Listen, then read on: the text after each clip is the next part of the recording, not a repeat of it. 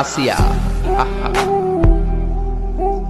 আল্লাহর সামনে একবার মাথা নত করেছে, পৃথিবীর কোন শক্তির সামনে মাথা নত করে নাই।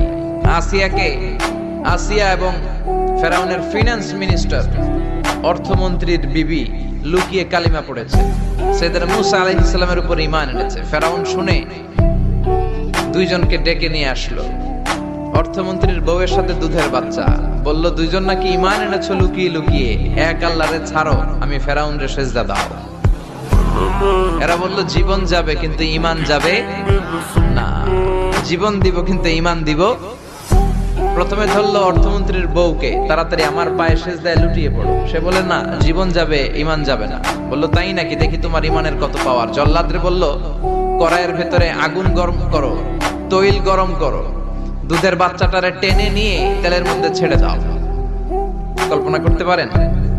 দুধের বাচ্চাকে মায়ের বুক থেকে ছিনিয়ে নিয়ে তেলের মধ্যে ফালাচ্ছে, বাচ্চাটা রোস্ট হয়ে যাচ্ছে, আর বাচ্চাটা বড় মানুষের মতো মাকে বলছে, মা চিন্তার কারণ নাই, এটা উত্তপ্ত তেল নয়, এটা জান্নাতের বাগান। ভয় নাই মা, তুমি চলে আসো, তুমিও লাফিয়ে পড়ো, শাহাদাতের পেয়ালা থেকে মিষ্টি সুধা পান করো। মহিলার ঈমান আরো বেড়ে গেল। সে বলল আমি, জীবন যাবে ঈমান যাবে। ফেরাউন বলল তোর ঈমান কত আমি দেখে নেব।